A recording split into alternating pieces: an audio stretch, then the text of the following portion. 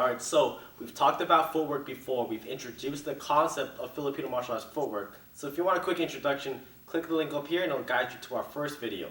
Now what we're looking to do in this video is to incorporate some offensive flow, whether that be counter-offensive, even in defensive. We're looking to do something with the footwork now. And like I said in the past video, just to reiterate, you don't need to have perfect footwork. You don't have to have the perfect angle to be able to apply it. It just needs to make sense with what you're doing. So what we're going to do is we're going to go over a couple of concepts, and something that we really stress here at the Academy is that we want to deliver a structure and a generic template, but ultimately what we want to do is when you understand the technique or you understand the concept that we're teaching is you learn to break it and make it your own. Filipino martial arts is all about that. It's all about making it your own. It's all about having your own flow, but you can only get to that point if you have a structure that you can refer to. So what we're going to do is we're going to go over the female triangle, also known as the 45-degree method, also known as the V pattern footwork. What we're doing is we're standing at home, we're stepping outside to the right or outside to the left, and normally what we do is we just step and we come home, we step and we come home. Now what we're going to do is we're going to incorporate some footwork with our offensive or counter-offensive techniques. So I'm going to have my stick in my right hand here. As I step to the right, I'm going to give a roof or an umbrella block. So as I step here, I'm going to bring this up. You can augment it with your safety hand here. You can turn that into a sombrada if you know that technique, or you can leave it as a sundat or as a check. You can also keep it nice and high here and keep this for safety for all of the recoil and ricochet here. Okay.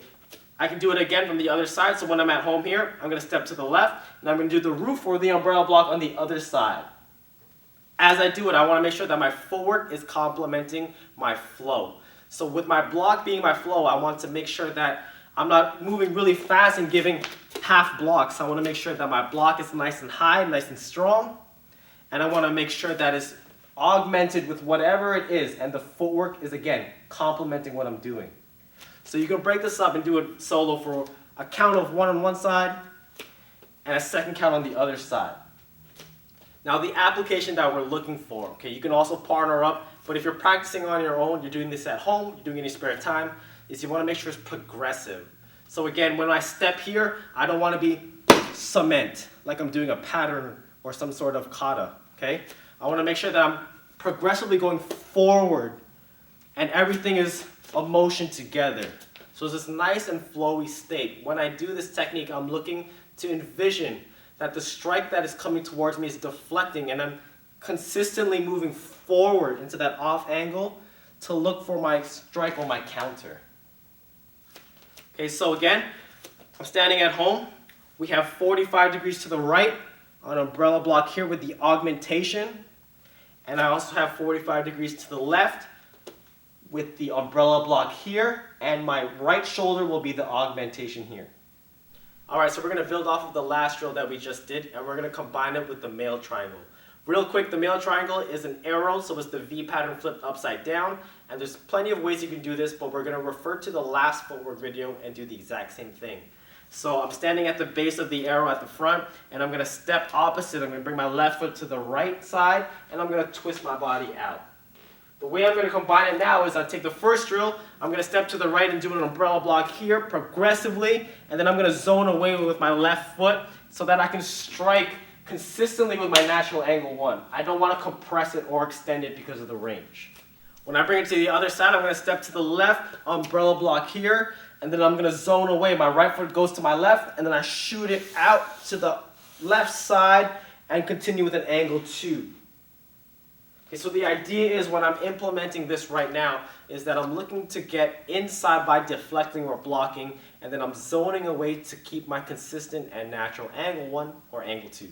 Now with that drill, you can honestly add any sort of strike you want to at the end, whether that be one strike, two strike, three strike. You can put anything you want as long as it makes sense to you and it makes sense while you're doing the drill.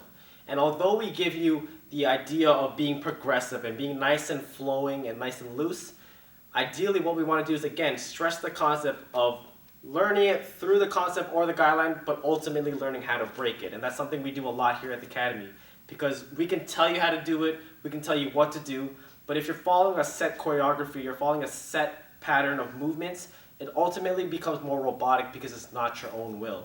So play around with it and develop your own flow. So for our last drill, we're going to do what's called the 4-corner drill. And I usually do this a lot with my kickboxing students at the academy, but it works the same way. So you're going to have your 4 corners or 4 arrows. You have your front, you have your right, you have your back, and you have your left. And what you want to do is you can do a set pattern, or you can do whatever flow you want to do, whether that be your single sinawali, whether that be your X pattern, whatever it is.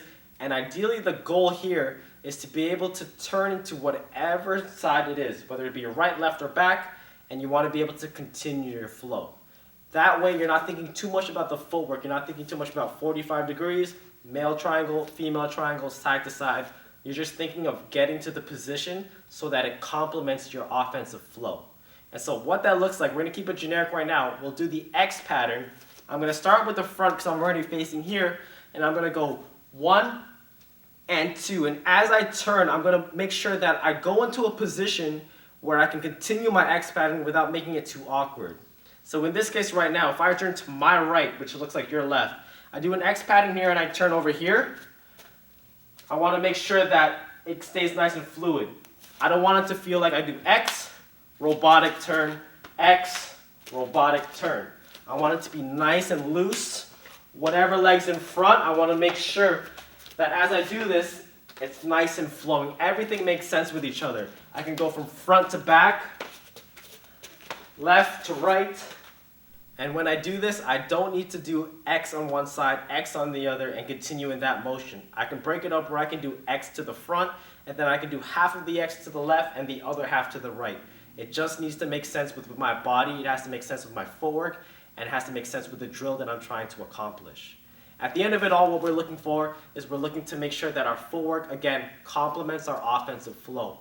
So we've given you guys the footwork, and we've taken the next step and added our own offensive flow or counter offensive flow to it.